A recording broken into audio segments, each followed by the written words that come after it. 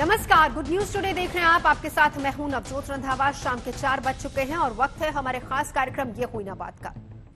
बेटी बचाओ बेटी पढ़ाओ, इस स्लोगन से हम सभी वाकिफ हैं और बेटियों के विकास के लिए तमाम योजनाएं केंद्र और राज्य सरकारें चला भी रही हैं। लेकिन इन स्कीम से ज्यादा महिलाओं के प्रति मर्दों की मानसिकता बदलने की जरूरत है।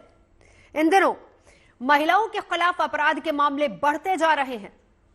कोलकाता कई दिनों से जल रहा है, सुर्खियों में है। अब इसमें आगरा और मुंबई के पास वाले शहर बदलापुर का नाम भी जुड़ गया है। आगरा में अपनी स्कूटी पर पेट्रोल भरवाने जा रही एक लड़की के साथ बाइक सवार छेड़छाड़ करते हैं। राह चलते ये लोग उससे छेड़खानी करते हैं और वहां पर हर कोई इनको देख रहा है, मगर कोई बोलता कुछ नहीं है। हालांकि अब आरोपी पुलिस की गिरफ्त में है। इसी तरीके से कोलकाता मामले पर देश की सबसे बड़ी अदालत को दखल देना पड़ा है। आखिर क्यों अदालत की फटकारों के बाद ही सरकारें और सरकारी मशीनरी एक्टिव होती है। इसी तरह अगर मुंबई के पास बदलापुर शहर की भी बात करें तो देखिए किस तरीके से आग की लपटों में वो शहर है, क्योंकि वहां के एक स्कूल में 2 नाबालिग लड़कियों के साथ अत्याचार का मामला सामने आया और आरोप यह है कि इन 2 स्कूली बच्चों के साथ सफाई ठेकेदार के कर्मचारी ने छेड़खानी की है। हालांकि बाद में पुलिस ने आरोपी को गिरफ्तार कर लिया, मगर छात्रों के माता पिता ने स्कूल के खिलाफ प्रदर्शन किया और अपने बच्चों की सुरक्षा का मुद्दा उठाया। इस मुद्दे पर पुलिस और प्रदर्शनकारी आमने सामने आ गए। तो ये 3 तस्वीरें देखिए, ये वो तस्वीरें हैं जो सुर्खियां बनी हैं, लेकिन ऐसे न जाने कितने मामले होंगे महिलाओं के खिलाफ अत्याचार के जो शायद सुर्खियों में नहीं आते हैं, कहीं दब कर रह जाते हैं।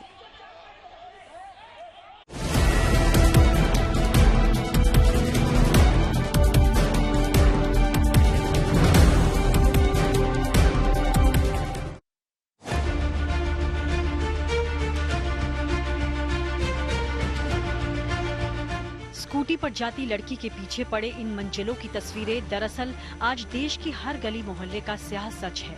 बस फर्क इतना है कि इस घटना का वीडियो किसी ने चुपके से बना लिया और आगरा पुलिस ने इन मंजिलों को धर दबोचा। जिस तरह से इन लफंगों ने इस लड़की की स्कूटी का पीछा किया, देर तक लड़की के बगल में खतरनाक तरीके से अपनी बाइक मंडराते रहे, वो सब हैरान करने वाला था। युवती की स्कूटी का पेट्रोल खत्म हो गया था।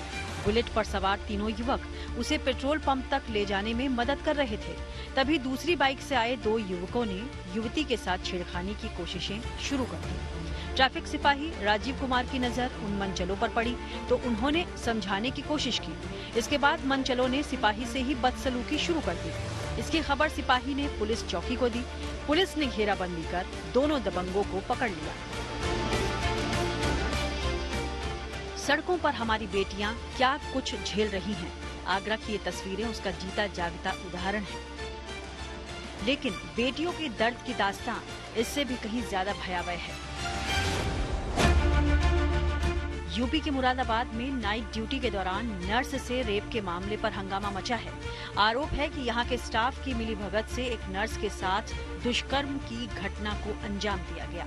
आरोप ये भी है कि रेप के बाद लड़की को किसी से कुछ भी न कहने के लिए धमकाया गया। प्रार्थी ने बताया कि उसकी बेटी, जो कि एक क्लिनिक के अंदर नर्सिंग कर्मी है, उसी क्लिनिक के डॉक्टर द्वारा उसकी बेटी के साथ दुष्कर्म किया गया। प्रार्थी के प्रार्थना पत्र के आधार पर 3 व्यक्तियों को नामजद किया गया है, जिसमें एक व्यक्ति का नाम है शाहनवाज, जो कि उस हॉस्पिटल का डॉक्टर है, और दूसरा व्यक्ति है जुनैद, और इसमें एक महिला है जिसका नाम है महनवाज।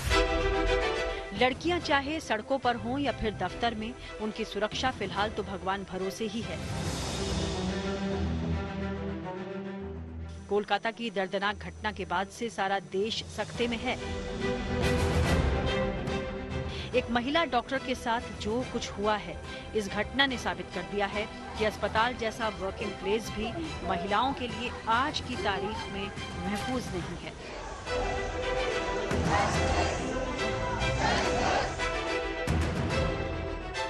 आज इसी मसले पर सुप्रीम कोर्ट ने अहम सुनवाई की और कोर्ट ने साफ साफ कहा है कि वो डॉक्टर्स की सुरक्षा के लिए टास्क फोर्स बना रहे हैं।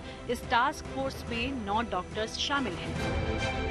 आज डॉक्टर्स के लिए एक बहुत बड़ा दिन है और मुझे लगता है कि सुप्रीम कोर्ट स्पेशली स्वतः संज्ञान लेकर के एक बहुत बड़ा फैसला कह सकते हैं कि उन्होंने इस केस की बड़ी गंभीरता से इस चीज को लिया है और ये कहा है कि रेप और मर्डर और ब्रूटल मर्डर इस तरीके जो हुआ वो बिल्कुल बर्दाश्त नहीं होगा, क्योंकि ये घिनौना अपराध है। ये सुप्रीम कोर्ट और हाई कोर्ट इस चीज को कतई जो है बर्दाश्त नहीं करेगा। कोर्ट ने ये कहा, उन्होंने बताया और उन्होंने एक कमेटी गठित की। उन्होंने कहा कि अब गाइडलाइंस बनाने की जरूरत है। उन्होंने यहाँ तक भी कहा कि ऐसे गाइडलाइंस की जिनको सुरक्षा कैसे देनी है, उनको सेफ्टी कैसे देनी है, इसकी बात की।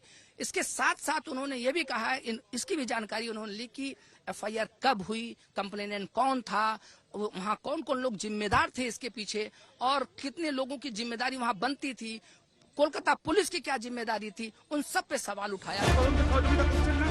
कोलकाता रेप मर्डर केस के बाद महिला सुरक्षा का सवाल नए सिरे से सामने है। पुलिस की तरफ से यहाँ पर पूछा जा रहा है कि अगर अस्पतालों में ड्यूटी के दौरान महिला डॉक्टर्स ही सुरक्षित नहीं हैं, तो सड़क पर चलने वाली बेटियां और आम दफ्तरों में काम करने वाली महिलाएं कितनी सुरक्षित होंगी। यही हाल सड़कों का भी है।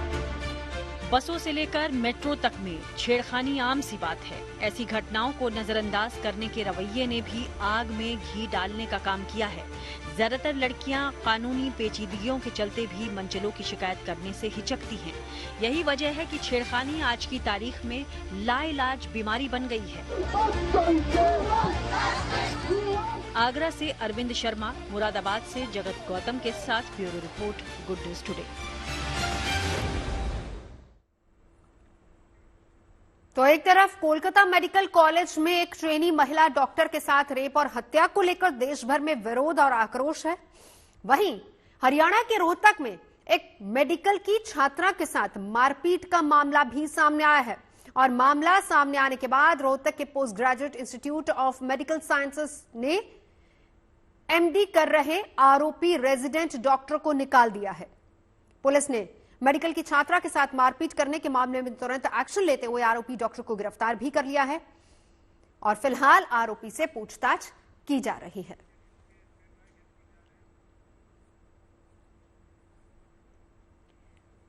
तमाम खास मेहमान हमारे साथ जुड़ चुके हैं। आज चर्चा इसी पर करेंगे कि कैसे बेटियां सुरक्षित होंगी। कहने को आरक्षण दे दिया जाता है, लेकिन क्या वाकई महिला सुरक्षित है या नहीं है? कैसे बेटी को पढ़ाएंगे जब वो सुरक्षित ही नहीं है? परिचय करा देती हूँ। निर्मल कौर, फॉर्मर डीजीपी झारखंड, हमारे साथ मौजूद हैं।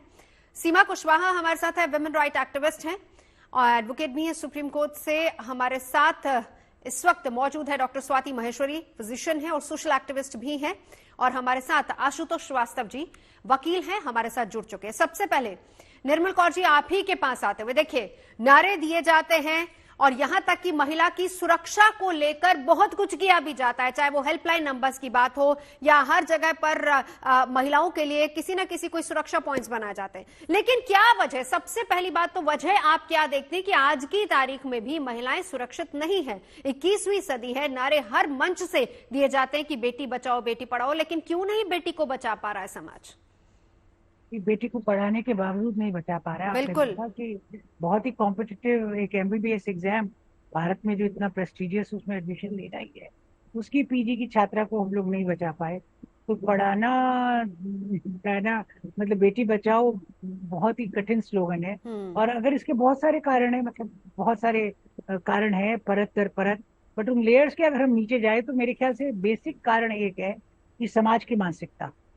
हम लोग औरतों को बराबर नहीं समझते हैं, उनके बाहर निकल के काम करने के हक को वैसे थ्योरेटिकली वर्बलाइज करते हैं। हम कहते हैं कि उन्हें आना चाहिए, देश की आर्थिक इकोनॉमी में पूरा भाग लेना चाहिए, हर जगह कंधे से कंधा मिलाना चाहिए, चाहे वो राजनीति हो, चाहे वो आर्थिक क्षेत्र हो, चाहे वो कोई भी क्षेत्र हो, सामाजिक क्षेत्र हो। परंतु वास्तव में हम लोग उन्हें आज भी बराबर नहीं समझते हैं और उनकी कुछ बायोलॉजिकल जो है अलग विभिन्नताएं हैं उनका फायदा उठाते हैं। वो किसी लड़की को बराबर या आवाज उठाने वाली या बराबरी का दर्जा देने में, मतलब वो एक ऐसी अदना सी चीज है जिसको शायद कल्याण या मतलब कुछ वेलफेयर या जैसे भिखारी को कुछ दे दिया जाता है, उस तरह से शायद उनको अलाउ किया जाता है, चाहे वो एमबीबीएस की पढ़ाई हो, परंतु वास्तव में उनको बराबरी के अधिकार नहीं दिए जाते हैं। बिल्कुल, उनको हम लोग बराबर नहीं समझते हैं। बिल्कुल। सीमा कुशवाहा जी, एक बार आपको इंक्लूड करना चाहूंगी।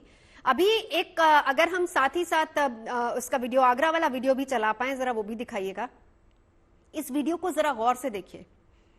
वो लड़की अपनी स्कूटी में पेट्रोल भरवाने जा रही है, मतलब अगर लड़की रात के अंधेरे में सड़क पर निकल गई है, इसका मतलब यह है कि वो एक ऑब्जेक्ट है, उसका इस्तेमाल कर लो, उसको किसी भी तरीके से।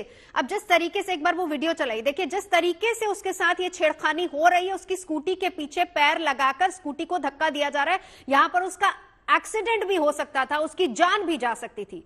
कौन इतनी लिबर्टी दे देता है? कैसे यहां पर मनचले इस बात की लिबर्टी ले लेते हैं कि लड़की स्कूटी पर जा रही है तो ठीक है, हमारा हक बन जाता है कि हम उसके साथ छेड़खानी करें,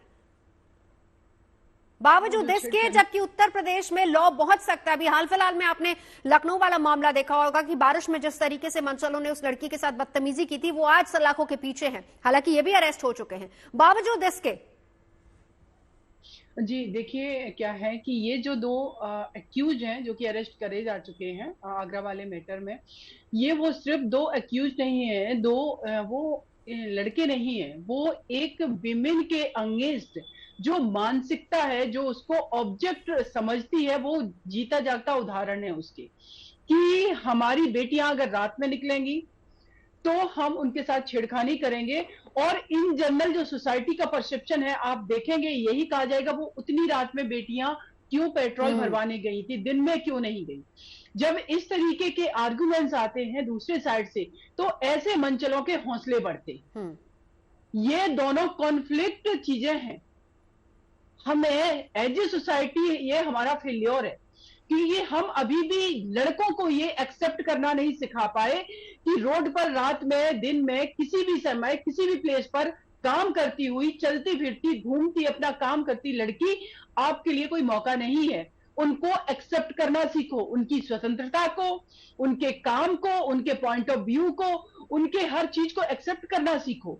लेकिन ये सिखाने में हम फेल हैं। हम एक तरफ अपनी बेटियों को एम्पावर तो कर रहे हैं, लेकिन नवजोत जी दूसरी तरफ हम लड़कों को ये नहीं सिखा पा रहे हैं कि जो एम्पावर्ड होती विमेन है उसको तुम्हें एक्सेप्ट करना होगा एज ए सिटीजन। ये हम नहीं कर रहे हैं और इसीलिए इस तरीके के मैटर आते हैं। एक और चीज इसमें मैं कहूंगी कि आगरा वाला जो केस है, इसमें मैंने देखा कि एक पुलिस वाले ने वहां पर इंटरफेयर किया, उन लड़कों के खिलाफ उन बेटियों ने एफआईआर भी नहीं कराई कि आगे पता चला उनको वो धमकाएंगे, क्या करेंगे, आगे नहीं आई वो बेटियां। वो पुलिस वाले ने एफआईआर लॉन्च करी है। अब वो बेटियां एफआईआर क्यों नहीं कर रही हैं? इसके पीछे जो कारण है वो है डर, कि आज वो डर नहीं। सीमा जी, एक देखिए बड़ी बात आपने सही कहा, और निर्मल जी ने भी बहुत अच्छी बात की कि हम एक सभ्य समाज में रहते हैं। आप सोचिए कि वो एक सभ्य समाज की महिला होगी, पढ़ रही होगी, लिख रही होगी, उसको लगता है कि अगर पुलिस तक मामला जाता है तो सबसे पहली उंगली एक महिला की तरफ ही उठती है, और ये सीधा उसके कैरेक्टर पर उंगली उठती है।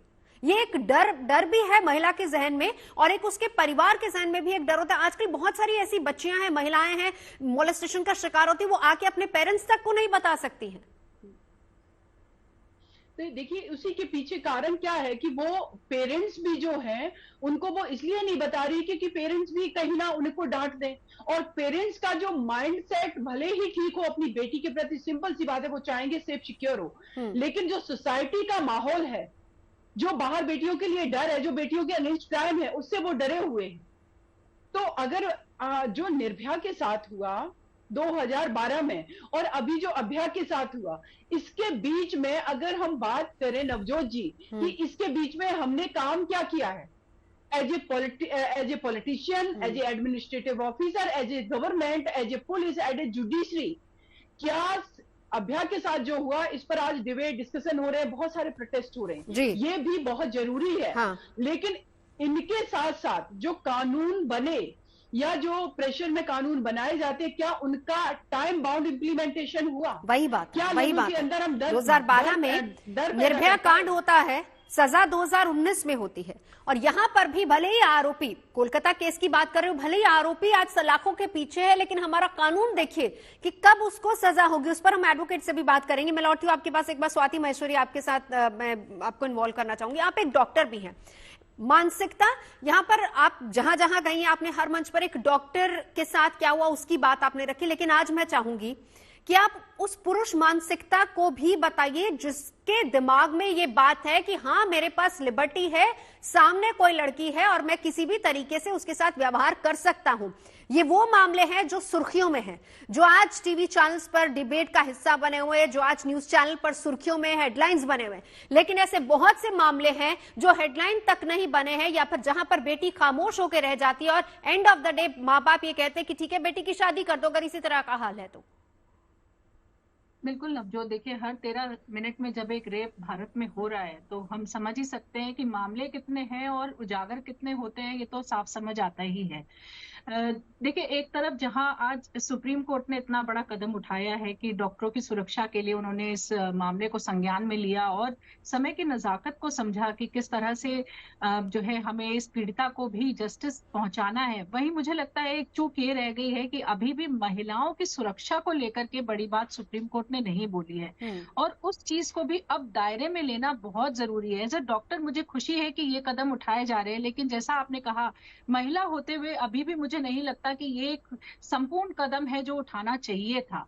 तो अभी महिलाओं की सुरक्षा को लेकर के जरूर से कदम उठाने की जरूरत है। देखिए हम अफगानिस्तान पाकिस्तान नहीं है कि महिलाओं के साथ कुछ भी होता रहेगा, आए दिन मामले होते रहेंगे, चाहे छोटी सी बच्ची हो 2 साल की, चाहे बुजुर्ग महिला हो, और हम सब लोग मूक प्रदर्शक बने रहेंगे और देखते रहेंगे ये सब। सुप्रीम कोर्ट को अब इस चीज को बहुत सीरियसली लेने की जरूरत है कि महिला वो कहीं भी हो, केवल अपने वर्क प्लेस में नहीं, वो चाहे सड़क पर है, वो कहीं बाहर है, वो जहां भी है, वो आज सुरक्षित नहीं महसूस कर रही है और सुरक्षित नहीं है।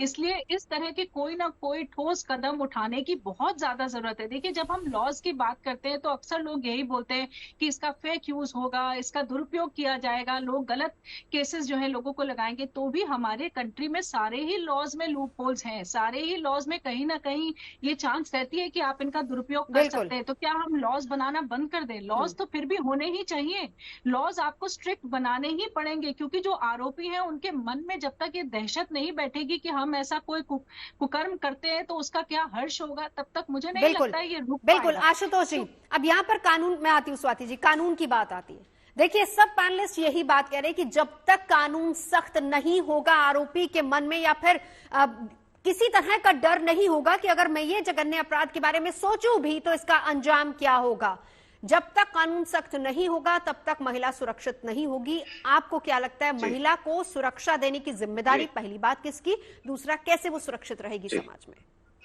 जी देखिए, सबसे पहले तो मैं ये बताऊं कि जो कोलकाता और जो बाकी जगह का जो अभी इंसिडेंस जो रिसेंटली हुआ है वाकई बहुत ही शर्मनाक है हमारे पूरे देश के लिए। और मुझे लगता है कि इसी वजह से देखिए सुप्रीम कोर्ट ने भी जब सुओ मोटो जब ये हियरिंग लिया है तो सुप्रीम कोर्ट की भी फाइंडिंग इसी परिप्रेक्ष्य में है। सुप्रीम कोर्ट ने यही कहा कि सबसे पहले तो देखिए एफआईआर रजिस्टर होने में डिले जो हुआ 12 घंटों का, ये बहुत इससे फर्क पड़ जाता है। वहाँ के एविडेंसेस, वहाँ के विटनेसेस बहुत कुछ जो है मिट जाते हैं या वैनिश हो जाते हैं या उसको मैनेज कर लिया जाता है। तो सबसे पहले तो मुझे लगता है कि जो एफआईआर रजिस्ट्रेशन है, कोई भी महिला जाती है या महिला के साथ उसका परिवार कोई भी जाकर के एफआईआर करने की बात जब करता है तो सबसे पहला काम जो पुलिस को करना चाहिए वो एफआईआर रजिस्टर करना चाहिए, ताकि इन्वेस्टिगेशन में डिले नहीं हो, इन्वेस्टिगेशन जो है तुरंत शुरुआत हो उसकी। दूसरी बात जो है मैं ये कहूंगा कि जब निर्भया केस जब हुआ था तो उसके बाद बहुत सारे लॉ में अमेंडमेंट किए गए थे और लॉ को बहुत स्ट्रिक्ट बनाया गया है। आज की डेट में देखिए अगर साबित होता है रेप जैसी बात तो उसमें रिमाइंडर ऑफ लाइफ जो है जेल के अंदर रहने का उस तरीके का प्रावधान बनाया गया है और मुझे लगता है कि काफी स्ट्रिक्ट है। और अगर कोई इसके अलावा जैसे मर्डर और इसकी बात होती है हेनस क्राइम में, तो यहाँ तक कि उसको कैपिटल पनिशमेंट भी जो है दिया जा सकता है। लेकिन वो ट्रायल इतना लंबा है ना आशुतोष जी, वही बात तो यहाँ पर हो रही है, वो ट्रायल इतना लंबा हो जाता है कि अब आप सोचिए कि 2012 में निर्भया वाला केस हुआ है, 19 में जाकर सजा होती है और तब तक तो लोग भूल जाते हैं, लोगों को याद ही नहीं रहता, वो तो अंडर ट्रायल है पूरा मामला। बिल्कुल बिल्कुल, मैं इसी पे आ रहा हूँ। देखिए होता ये है कि जब एफआईआर रजिस्टर होता है, इन्वेस्टिगेशन होता है, चार्जशीट फाइल होती है, विटनेसेस के स्टेटमेंट्स लिए जाते हैं और जितने भी विटनेसेस हैं, फिर वो ट्रायल के टाइम जो है उनको सबको बुलाया जाता है, उनका एग्जामिनेशन इन चीफ होता है, क्रॉस एग्जामिनेशन होता है। बहुत बार विटनेसेस जो होते हैं डिले होने की वजह से, जब अगर इन्वेस्टिगेशन सही टाइम पे नहीं होता है तो बहुत बार जो विटनेसेस होते हैं वो अवेलेबल नहीं होते हैं, वो कहीं शिफ्ट हो चुके होते हैं या उनका पता नहीं चलता है, वो कहीं उनका एड्रेस बदल चुका होता है, तो उनको लाना, कोर्ट में प्रोड्यूस करना और उनके जो है सारी बातों को रिकॉर्ड पे लेना कोर्ट के लिए, यही वो बात जो है है। इसके बिल्कुल। वजह से मैं इस पर आशुतोष जी, देखिए इसी पर ना मैं एक निर्मल जी का रिएक्शन लूंगी। निर्मल जी लौटती हूँ जरा, एक बार आज कोर्ट ने खासतौर पर कोलकाता केस को लेकर सुप्रीम कोर्ट ने क्या कुछ कहा है, मेरे सहयोगी संजय शर्मा बता रहे, एक बार वो देख लेते हैं। सुप्रीम कोर्ट ने स्वतः संज्ञान लेते हुए राज्य सरकार यानी पश्चिम बंगाल सरकार और अस्पताल प्रशासन की जमकर खिंचाई की, जमकर फटकार लगाई। सीबीआई से स्टेटस रिपोर्ट मांगी है, साथ ही 10 सदस्यीय नेशनल टास्क फोर्स बनाई है ताकि वो टास्क फोर्स डॉक्टरों की सुरक्षा, अस्पतालों की सुरक्षा और इनसे जुड़े तमाम एक विस्तृत दायरे में अपनी रिपोर्ट 3 हफ्ते में मांगे।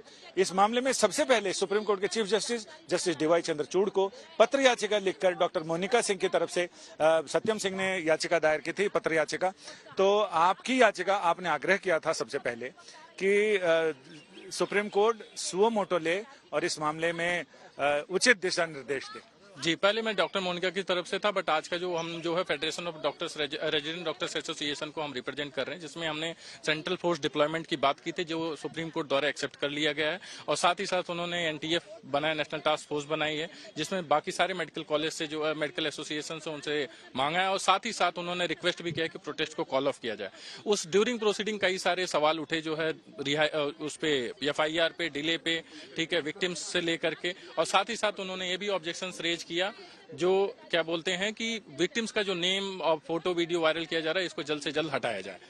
कोर्ट ने राज्य सरकार की भूमिका और पुलिस की भूमिका, इन सब को लेकर बहुत चिंता भी जताई है और फटकार भी लगाई। जी, इस मुद्दों पे काफी सारे जो है मिस्टर सॉलिसिटर जनरल और मिस्टर सिब्बल जो स्टेट ऑफ वेस्ट बंगाल के वकील हैं, उनके बीच में काफी तीखी बहसें चली जो है। और उस पे सीजीआई ने भी ऑब्जेक्शन उठाया और उन्होंने ये भी बोला कि जिस तरीके से लाठीचार्ज हुआ है डॉक्टरों पे, उस पर सीजीआई का भी ऑब्जेक्शन था और फ्यूचर में इस तरीके की कोई घटना ना हो, इस तरीके का उन्होंने डायरेक्शन दिया। डीजीपी को लेकर भी कोर्ट ने चिंता जताई है और ये भी कहा है कि प्रिंसिपल को ट्रांसफर कैसे किया। जी, प्रिंसिपल के ट्रांसफर पे काफी सारे सवाल है, लेकिन मिस्टर सिब्बल ने सबमिट किया जो है कि अभी जो है प्रिंसिपल छुट्टी पे। निर्मल कौर जी, देखिए आज सुप्रीम कोर्ट में कोर्ट ने स्वतः संज्ञान लिया, ये सारी बातें कही। सुरक्षा तो हर जगह, हम ये नहीं कह सकते कि महिलाओं की सुरक्षा में कहीं भी अगर नियम कायदे कानून जो बने हैं उसकी कमी है, बावजूद इसके महिलाएं सुरक्षित नहीं है। अभी आशुतोष जी ये कह रहे थे और मेरा सवाल यही था उनसे, और आप सभी महिलाएं जो यहां पर मौजूद है एग्री करेंगी कि जब तक ट्रायल खत्म होता है जनता भूल जाती है कि वो अपराध क्या था, किस तरह का अपराध था। हम प्ले कार्ड्स लेकर सड़कों पर उतरे थे, हमने हड़ताल की थी उस मामले को लेकर, लोग भूल जाते हैं इसका। यानी यही एक बड़ी वजह है, ये एक बड़ी वजह हो सकती है कि लोगों के जहन में डर नहीं होता। क्या समझ में आता आपको? ये बात है, महिलाएं हॉस्पिटल तक में सुरक्षित नहीं है जो वहाँ कार्य कर रही हैं, जहाँ की दिन रात इमरजेंसी चल रही है। महिलाएं पब्लिक प्लेसेस में सुरक्षित नहीं है, महिलाएं अपने घर की 4 दीवारी में भी सुरक्षित नहीं है। तो महिलाओं की सुरक्षा की आप बात करती हैं, नियम कानून बहुत बने हैं, और भी कड़े कानून आप बना सकते हैं, पर कानून तो उतने ही अच्छे होते हैं जितना कि उनको इम्प्लीमेंट करने वाले लोग अच्छे होते हैं। आप थोड़ा बी ग्रेड का भी कानून बनाइए, इम्प्लीमेंटेशन अच्छे से कीजिए, वो बेहतर है कि आपने बहुत ऐसा कानून बनाया और इम्प्लीमेंट करने के लिए एकदम कोताही कर रहे। वैसा नहीं, कानून अभी भी काफी है। और इस सिस्टम में भी बात यह है कि हम जो माए हैं ना, हमने अपनी बेटियों को तो बदल दिया कि बेटा पढ़ो, कुछ बनो, करियर बनाओ, और बेटा तो अभी भी राजा बेटा है, वो तो कुछ भी कर सकता है। मदर्स जब तक बदलती नहीं है भारतवर्ष की, माएँ नहीं बदलती है और अपने बेटों को एक अलग तरीके से नहीं पालती हैं, और ये जो है एक जो सेंस ऑफ एंटाइटलमेंट है, बेटा तुम तो पुत्र पैदा हुए हो, तुमसे तो कुल चलेगा। नहीं, लेकिन निर्मल जी मैं आपकी इस बात से ठीक है इत्तेफाक रखती हूँ, कुछ केसेस ऐसे होते हैं। खैर हमें अभी ब्रेक लेना है, लेकिन ब्रेक के बाद जब वापस लौटूंगी 2 और हमारे साथ स्वाति जी भी मौजूद हैं और हमारे साथ सीवन जी भी मौजूद हैं। हम बात हमेशा माँ पर आकर अटक जाती है, लेकिन क्या समाज की ये जिम्मेदारी नहीं थी? आप ये देखिए कि जहां पर आगरा में लड़की स्कूटी पर जा रही है, आसपास के लोग देख रहे हैं, कोई उसको बचाने की कोशिश नहीं करता, किसी में इतनी हिम्मत नहीं है कि लड़कों को पकड़े और जाकर पुलिस के हवाले करे। इससे पहले लखनऊ का मामला हुआ, कोई भी कुछ नहीं करता। बीच सड़कों पर कहां पर महिलाएं मोलेस्ट की जाती हैं, सब कुछ हो रहा है, लोग देखते हैं लेकिन आंखें मूंद लेते हैं। क्या इसके लिए समाज जिम्मेदार नहीं है? हमारा खास कार्यक्रम ये हुई ना बात, और आज हम चर्चा कर रहे हैं महिला सुरक्षा को लेकर। एक बार जरा मेरी सहयोगी ने बात की है आम महिलाओं से, डॉक्टर से, उनसे जानते हैं कि महिला सुरक्षा को लेकर उनका विचार क्या है। कोलकाता में हुए ट्रेनी डॉक्टर के साथ रेप और मर्डर के बाद जो है पूरे देश में इस वक्त आक्रोश का माहौल है। जगह जगह जो डॉक्टर्स है वो इस वक्त जस्टिस की, इंसाफ की जो है मांग कर रहे हैं। साथ ही साथ महिलाओं के लिए बहुत सी ऐसी चीजें हैं जो डॉक्टर्स चाहते हैं कि वो होना जल्द से जल्द जरूरी है। इस वक्त हम मौजूद है RML में, और हमारे साथ कुछ यहाँ के जो MBBS स्टूडेंट्स है, डॉक्टर्स जो है, रेजिडेंट डॉक्टर्स भी इवन मौजूद है हमारे साथ। सबसे पहला एज अ फीमेल मैं चाहूंगी पूछना कि क्या कुछ है जो आप डिमांड करते हो, बिकॉज बहुत सी दिक्कतें हैं महिलाओं की अगर सुरक्षा की हम बात करें तो। राइट, तो ये जो अपराध हुआ है ये डॉक्टर्स के अगेंस्ट ही नहीं हुआ है, ये औरतों के अगेंस्ट भी, it is a crime against women. तो हम लोग इनफैक्ट सब लोग ये एक बहुत घिनौना अपराध है। हमें लगता है कि सिक्योरिटी वैसे इन इंडिया ऑल्सो बहुत हमें महसूस होती है ये चीज़ की लैक है, सिक्योरिटी कम है वर्क प्लेस पे, और वर्क प्लेस पे ऐसा अपराध होना एक बहुत बड़ा सवाल खड़ा करता है कि वहाँ हो सकता है तो कहीं पर भी हो सकता है। तो ऑब्वियसली एक डराने वाला इशू है ये, तो इसको एड्रेस करना जल्दी से जल्दी बहुत बहुत ज़रूरी है। जब जीवन रक्षा की जो है उनके ऊपर ये आँच आने लग जाए तो कितना मन में डर जो है वो आप लोग, क्योंकि अभी आप लोग बहुत छोटे हो, अभी तो आप लोग पढ़ाई कर रहे हो, सारी चीज़ें, आगे जब बड़े हो के जब ये सब चीज़ें देख रहे हो तो एक मन में वो खौफ आता है। हाँ बिल्कुल आता है, ये मतलब हमारे जहाँ पे हमें काम करना वहीं पे ऐसी चीज़ें होंगी तो हम फिर कहाँ सेफ रहेंगे। मतलब ये तो बहुत ही गलत चीज़ हो रही है हमारे साथ, जो भी हो रहा है ये तो हमारे जो हम जितना भी प्रोटेस्ट करें ये सब हम अपनी सुरक्षा के लिए कर रहे, तो ये तो होना ही चाहिए। बट बात यहाँ पे सिर्फ एक डॉक्टर्स की नहीं, अब ये लड़ाई डॉक्टर्स की नहीं है, डॉक्टर्स के अलावा हर एक उन महिलाओं के लिए लड़ाई है, उनकी सुरक्षा के लिए। हाँ, ये लड़ाई हम खाली अपने लिए नहीं लड़ रहे हैं कि हमारी सेफ्टी हो, साथ में हम सोच रहे हैं कि हम जिस एनवायरनमेंट में वर्क कर रहे हैं वो तो इतनी सेफ जगह मानी जाती है, हॉस्पिटल है, तो वहाँ पे भी और ज़्यादा सिक्योरिटी अच्छी होनी चाहिए, CCTV कैमरास, इवन हॉस्पिटल में नहीं, वहाँ से आते जाते वक्त हॉस्टल तक आने में वहाँ पे भी सिक्योरिटी की काफ़ी ज़्यादा ज़रूरत है। तो हम यही सब डिमांड करते हैं। बीइंग अ मेल डॉक्टर, आप कितना सोचते हो कि ये लड़ाई महिलाओं की तो है, लेकिन बात यहाँ पे सुरक्षा की, और सुरक्षा में कोई पुरुष या महिला जैसी चीज़ नहीं है, जो सुरक्षा है वो हर किसी के लिए होनी चाहिए। बिल्कुल ठीक कहा आपने कि यहाँ पे बात प्रोटेक्शन की है। और अब आप बताइए कि अगर वर्क प्लेस ही सेफ नहीं होगा तो फिर क्या सेफ हो सकता है।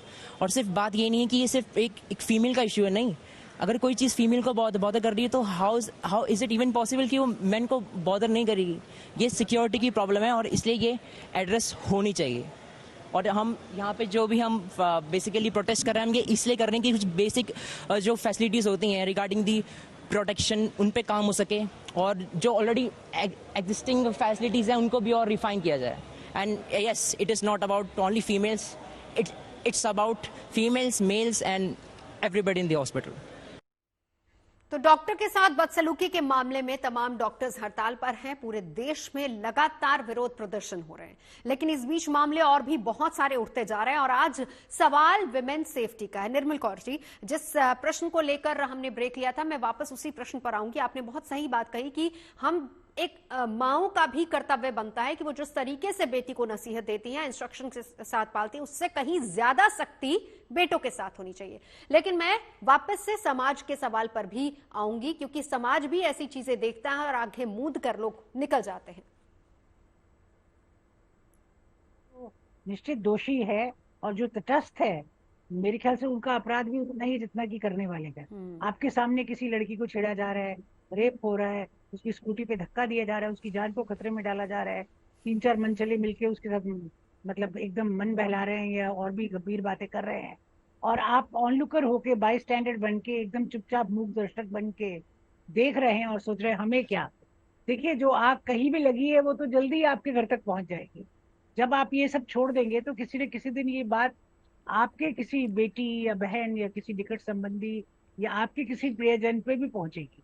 तो समाज में सभी प्रिय, अगर इस भाव से हम लोग काम करेंगे और जहां भी गलत होता देखते हैं, इस पुलिसिंग को खाली पुलिस पर एब्डिकेट मत कीजिए, खाली जुडिशरी पे एब्डिकेट मत कीजिए, खाली प्रोसिक्यूशन पे एब्डिकेट मत कीजिए। मतलब ये क्रिमिनल जस्टिस सिस्टम का काम नहीं है सिर्फ क्राइम को रोकना, हर नागरिक का काम है कि क्राइम को रोके, क्राइम को रिपोर्ट करे, क्राइम ना होने दे। हम लोग सभी तो पुलिसमैन हैं, सभी के जागरूक रहने से समाज अच्छे से चल बिल्कुल। सकता है। सीमा कुशवाहा जी, देखिए मैंने एक सवाल पूछा था, हमारे साथ एडवोकेट आशुतोष जी भी मौजूद है, वही सवाल मेरा आपसे, उसके साथ एक और 2 सवाल आपसे। पहला सवाल तो ये कि क्या अब वक्त आ गया है कि कानून और ज्यादा सख्त हों, और दूसरी बात ये कि जब रेप होता है तब मामले दर्ज होते हैं, मोलेस्टेशन की बात को बहुत नजरअंदाज कर दिया जाता है। अगर किसी महिला के साथ कोई छेड़खानी, उसकी कोई परिभाषा नहीं है, उसमें सिर्फ ये कह दिया जाता है कि इसके साथ छेड़खानी, और वो छेड़खानी किसी भी हद तक हो सकती है। अब कैसे वो महिला एक्सप्लेन करेगी बताइए? क्या उसका भी अपराध उतना ही नहीं है जितना एक महिला के साथ शोषण हुआ, बलात्कार हुआ? क्यों नहीं उसके भी केसेस रिपोर्ट होते? हाँ बिल्कुल। देखिए अब वक्त आ गया, और एक बार हमने डिस्कशन ये हुआ था, पूरे देश में प्रोटेस्ट हुआ था बहुत बड़े लेवल पे जब निर्भया के साथ अपराध हुआ था। तब भी ये लगा था कि नहीं, अब अपराध रुक जाएंगे। जिस तरीके से जागरूकता, जिस तरीके से प्रोटेस्ट, जिस तरीके से वर्मा कमेटी की रिकमेंडेशंस, कानून में बहुत सारे amendment, CrPC, IPC, Indian evidence act, juvenile act, POCSO act, हमने हर जगह अमेंडमेंट किए। लेकिन आज निर्भया के साथ जो क्राइम हुआ उसको हुए 10-11 साल हो गया, अभी भी हम वहीं खड़े हुए हैं। निर्भया हमारी बस में चल रही थी, ये बेटी वर्क प्लेस पर नेशन को सर्व कर रही थी, वो काम कर रही थी, और उसको जिन लोगों ने, जिसने मारा है, उसके अलावा जो वहां लॉ एंड ऑर्डर था, जो जिनकी ये अकाउंटेबिलिटी थी, जिनकी ये रिस्पॉन्सिबिलिटी थी कि उसको सेफ सिक्योर करें, उस प्लेस को जहां पर बेटियां रात में भी वर्क कर रही हैं, उनका भी ये फेल्योर है। और अगर एज ए सोसाइटी बात करें तो निर्भया से लेकर के अभय तक जो बीच का टाइम है, वहां पर हम अभी भी क्या हम उस लेवल पे वर्क कर पाएंगे? फास्ट ट्रैक कोर्ट हम बना देंगे, वो बनाएंगे इसलिए क्योंकि जिस बेटी को मार दिया गया, जिस बेटी के साथ क्राइम हुआ, उसके अपराधियों को सजा दिलाने के लिए।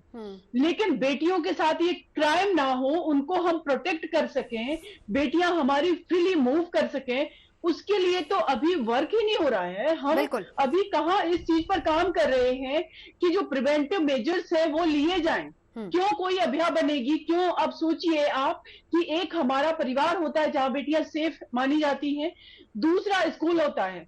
अभी थाने महाराष्ट्र का मैटर है, 2 बच्चियों के साथ, 4 साल की बच्चियों के साथ अपराध हो रहा है।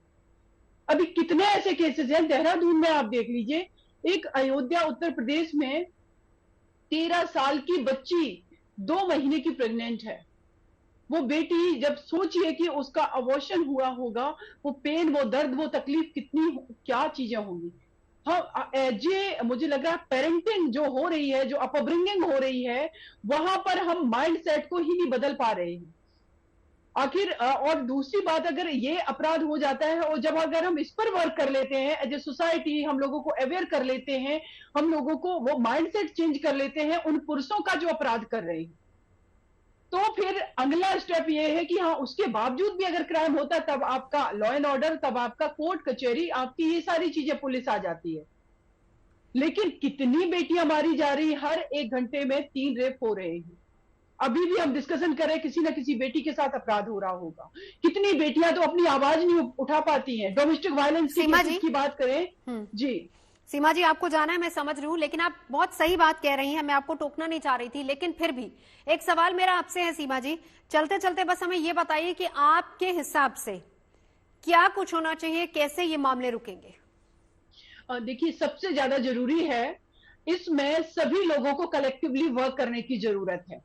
इसमें सरकार को एक पायलट प्रोजेक्ट बनाना होगा। महिला सुरक्षा गारंटी अधिनियम मौलिक अधिकार के रूप में हमारे देश की बेटियों को देना होगा, चाहे वो परिवार के अंदर वो बेटी हो जिसका हरासमेंट हो रहा है, जिसका स्कूल ड्रॉप करा दिया जा रहा है, जिस बेटी को मां की कोख में मारा जा रहा है, जो डोमेस्टिक वायलेंस की शिकार है, उसको हम घर के अंदर कैसे सेव करेंगे? वर्क प्लेस के लिए हम कानून बना रहे हैं, लेकिन उसको घर में सिक्योरिटी भी तो देनी है। जो पोक्सो के केसेस हैं नवजोत जी, उसमें ज्यादातर जो हमारे नियर डियर है, जो रिलेटिव्स है, उनके द्वारा बच्चों के साथ अपराध हो रहा है। तो उनके अंदर डर क्यों नहीं है? और वो डर अचानक पैदा नहीं होगा, वो सेंसिटिव अचानक नहीं बनेंगे जब तक हमारी जो पेरेंटिंग है उस पर हम काम नहीं करेंगे, अपब्रिंगिंग पर काम नहीं करेंगे कि कैसे हमें बेटे को ये कहना है कि बेटियों को एक्सेप्ट करना सीखो, और कैसे हमें बेटियों को ये कहना है कि नहीं, आप अपने आप को फिनेंशियली, मेंटली, इमोशनली हर तरीके से स्ट्रांग बनाओ। जब इन सारी चीजों पर कलेक्टिवली वर्क होगा, चाहे वो एडमिनिस्ट्रेशन हो, पुलिस हो, जुडिशरी हो, तब कुछ रिजल्ट हमारे हाथ में आएगा। अदरवाइज नवजोत जी, हम सभी देख रहे हैं, बिल्कुल ये अभी हमारा तात्कालिक वर्क है, हम सभी लोग कर रहे हैं। ये भी जरूरी है ये डिस्कशन, क्योंकि इसका आउटपुट कुछ निकलेगा और जो कि हमारे लॉ के फॉर्म में आएगा, लेकिन उस कानून का इम्प्लीमेंटेशन कैसे होगा? क्या हमने उतनी सफिशिएंट कोर्ट्स बनाए हैं जितने हमारी आबादी के कंपैरिजन में होनी चाहिए? क्या हमारे पास सफिशिएंट पुलिस है, और वो पुलिस क्या इतनी सेंसिटिव है कि जो सेंसिटिव होकर के वर्क करे? क्या वो इतनी टेक्निकल है हमारी पुलिस? लेकिन बात यहाँ पर सबसे बड़ी, सीमा जी, बात यहाँ पर सबसे बड़ी आती है, जो निर्मल जी ने बड़ी अच्छी बात की कि कानून तो बन जाएंगे, लेकिन इम्प्लीमेंटेशन की बात होगी, समाज को अपनी जिम्मेदारी समझनी होगी। बहुत शुक्रिया, आपने वक्त निकाला हमारे लिए। डॉक्टर स्वाति, अब आपके पास आते हुए सीधी सी बात है कि कैसे हम बेटियों को सुरक्षित रख सकते हैं। दोनों पैनलिस्ट को आपने सुना है। नवजोत जी, एक तरफ तो डेफिनेटली देखिए ये बात है कि पेरेंट्स अपने लेवल पर क्या कर सकते हैं, पर अगर अभी आप कोलकाता का मामला ही उठा करके देखिए, ममता बनर्जी खुद एक महिला है, पूरे प्रदेश की बागडोर उनके हाथ में है, सारी पावर उनके हाथ में है, फिर भी वो पीड़िता के साथ नहीं खड़ी हैं, वो दोषियों को ही प्रोटेक्ट करने की पूरी कोशिश लगा रही हैं। पूरा उनका जो तामझाम है वो दोषियों को प्रोटेक्ट करने में लगा हुआ है। किस तरह का हम जो है एक मैसेज पूरे सोसाइटी को दे रहे हैं, ये भी सोचने की जरूरत है। उनके अपने टीएमसी के जो एमपी हैं वो कह रहे हैं कि जो ये डॉक्टर्स हैं, महिला डॉक्टर्स हैं, ये अपने घर बैठी हुई हैं, अपने बॉयफ्रेंड्स के साथ घूम रही हैं, अगर कल को इनके साथ कुछ हो जाता है तो हम जिम्मेदार नहीं हैं। सौरभ गांगुली जो है वो इतने एक जिम्मेदार व्यक्ति हैं, वो कह रहे हैं ऐसे स्ट्रे इंसिडेंट्स हो जाते हैं। एमपी के ही जो वेस्ट बंगाल के ही एक और मिनिस्टर है, उनका कहना है कि हमें प्रोटेस्टर्स के हाथ तोड़ देंगे। शांतिपूर्ण प्रदर्शन हमारी डॉक्टर्स कर रही थी, वहां पर गुंडे घुस जाते हैं, आप उसको रोक नहीं पाते हैं, आप उनको प्रोटेक्शन नहीं दे रहे हैं, आप प्रोहिबिटरी एक्ट डॉक्टर्स के ऊपर लगा रहे हैं कि आप धरना नहीं दे सकते, आप एक साइलेंट प्रोटेस्ट नहीं कर सकते। तो हमारा समाज, हमारा जो सिस्टम है वो भी किस तरह के मैसेजेस पूरे समाज में दे रहा है, ये भी तो सोचने की जरूरत है। सारा काम पेरेंट्स का नहीं है, और कहीं ना कहीं मुझे लगता है कि एक स्कूल लेवल पर भी अब हमें जो हमारी बेटियां हैं उनको कुछ ना कुछ इस तरह का प्रशिक्षण जो है वो अनिवार्य होना चाहिए, सेल्फ प्रोटेक्शन को लेकर के, कि किस तरह से आप अपना प्रोटेक्शन कर सकते हैं। ये एक अनिवार्य क्लास होनी चाहिए हर स्कूल में, कि लड़कियों को हम ये मार्शल आर्ट्स या तरह तरह की जो आर्ट्स होती हैं जो सेल्फ प्रोटेक्शन की होती है वो भी उनको सिखाएं, उनका मनोबल बढ़ाएं। साथ ही किस तरह से जो हमारी लड़कियां परेशान होती हैं, बच्चे परेशान होते हैं, वो किस ऐप के द्वारा, किस चीज के द्वारा एक इमरजेंसी एसओएस दे सकते हैं, अपने आप को कुछ किसी तरह से पुलिस तक रीच आउट कर सकते हैं, इसके बारे में अवेयरनेस क्रिएट करना, इसका एक पूरा नेटवर्क क्रिएट करना, ये भी एक बहुत जरूरी चीज है जिसकी तरफ अब ध्यान देना चाहिए और होना चाहिए। वहीं नियम कानून तो कड़े अब होने ही चाहिए, वो अब वक्त आ चुका है कि हमें अब वेट नहीं करना चाहिए कि हम और निर्भया और अभया के ऊपर बात करें। देखिए, निर्भया की भी अगर आप बात करें तो जब लास्ट के जब ये केसेस का निर्णय आने वाला था, तब जो उसके आरोपी थे उनको भी ग्लोरीफाई किया गया कि वो अब अपने घर वालों से मिल रहे हैं, वो अब किताबें पढ़ रहे हैं, वो अब सो रहे हैं, वो अब डरे हुए हैं। क्यों हम उनको ग्लोरीफाई कर रहे हैं? नहीं, लेकिन वो बात तो देखिए प्रधानमंत्री ने भी कही ना, वो बात तो पीएम भी कहते हैं कि देखिए जब अपराध होता है तो हम दिखाते हैं, लेकिन जब अपराधी को सजा होती है तब हम नहीं दिखाते। वो दिखाना भी जरूरी है, क्योंकि अगर हम उसको नहीं दिखाएंगे तो कैसे लोगों के जहन में डर होगा। ये बहुत इंपॉर्टेंट बात इस बार प्रधानमंत्री ने कही है। स्वाति जी, मैं लौटी हूं आपके पास, एक बार आशुतोष जी अब आपके पास आऊंगी। दोनों पैनलिस्ट और तीसरे सीमा जी भी ये बात कह रही थी कि अब कानून में सख्ती बहुत ज्यादा जरूरी है। आपने कहा कि एफआईआर होने में देरी हो जाती, लेकिन न्याय जल्दी क्यों नहीं? क्यों? अब देखिए इतने दिन हो गए हैं, क्या हम एक्सपेक्ट नहीं कर सकते कि कम से कम आरोपी के साथ क्या हो रहा है क्या नहीं हो रहा उसके बारे में हमें पहले डिटेल्स? कोर्ट ने आज, सुप्रीम कोर्ट ने इसको लेकर स्वतः संज्ञान लिया है। जो आपने पहले का प्रश्न उठाया कि जो ट्रायल में जो टाइम लग जाता है, ठीक है, वो तो मैंने आपको बताया कि वो क्यों टाइम लगता है, विटनेसेस को एग्जामिन करने में वक्त जाता है या उनको ढूंढ के लाने में, कोर्ट में प्रोड्यूस करने में, वो तो एक जगह है। लेकिन उसी समय अगर आप देखें तो जो आरोपी होता है, एक्यूज, वो जनरली जो है वो बिहाइंड द बार होता है। वो उस समय अपनी सजा वैसे भी काट रहा होता है। ऐसा नहीं कि अगर ट्रायल में डिले हो रहा है तो वो उसको छोड़ दिया गया या वो आजाद हो गया। ऐसे बहुत रेयर सर्कमस्टांसेस में होता है जब ऐसा लगता है कि उस आरोपी के खिलाफ कोई भी पुख्ता सबूत नहीं मिल रहा है इन्वेस्टिगेशन में, या चार्जशीट में उसके खिलाफ कोई भी सबूत नहीं है, तो ही ऐसे केसेस में जो है कोर्ट उसको बेल दे सकता है या देता है। अदरवाइज अगर आप देखेंगे तो कभी कभी 10-10 साल भी लगता है और आरोपी जो है जेल के अंदर होता है। बाद में भले ही उसको जो सजा मिले वो उसमें से माइनस होता है जो उसने जेल में काट चुका है। वो तो ऐसा नहीं कि अगर डिले हो रहा है तो आरोपी को उससे लाभ मिल रहा है, बल्कि मैं बोलूंगा कि बहुत सारे केसेस में अगर हम देखें तो जहाँ पे आरोपी के ऊपर कुछ भी साबित नहीं होता है, लेकिन बाद में पता लगता है कि उसको कोर्ट ने एक्विट कर दिया क्योंकि उसके अगेंस्ट कुछ भी नहीं मिला। लेकिन वो जितना साल उसने जेल के अंदर गुजारा वो तो उसका चला गया, वो उसको वापस नहीं मिल सकता। मेरा ये कहना है कि जिसने गलती करी है, जिसने क्राइम किया है, उसको सख्त से सख्त सजा मिलनी चाहिए और हमारा कानून ऑलरेडी जल्दी भी इसके लिए सक्षम है। हमारे जल्दी भी यही एक डिमांड है। चलिए, वक्त की कमी, आशुतोष जी, निर्मल जी, हाँ स्वाति जी, आखिरी बात आप कह दीजिए जी। कि व्यक्ति अगर जेल के अंदर है तो वो सजा काट रहा है, ये बिल्कुल भी एक्सेप्टेबल नहीं है। उनको सजा ही होनी चाहिए और वो पब्लिक सजा जो है जब तक नहीं होगी तब तक हम उसे सजा नहीं मानेंगे। अगर आप देखें तो अंदर ये लोग सही बात, क्योंकि पब्लिक सजा होगी तो जनता देखेगी और जनता के जहन में, लोगों के जहन में कोई भी अपराध करने से पहले ये डर भी बैठेगा। बहुत शुक्रिया तमाम खास मेहमानों का साथ जुड़ने के लिए। रुकेंगे एक ब्रेक के लिए, देखते रहिए।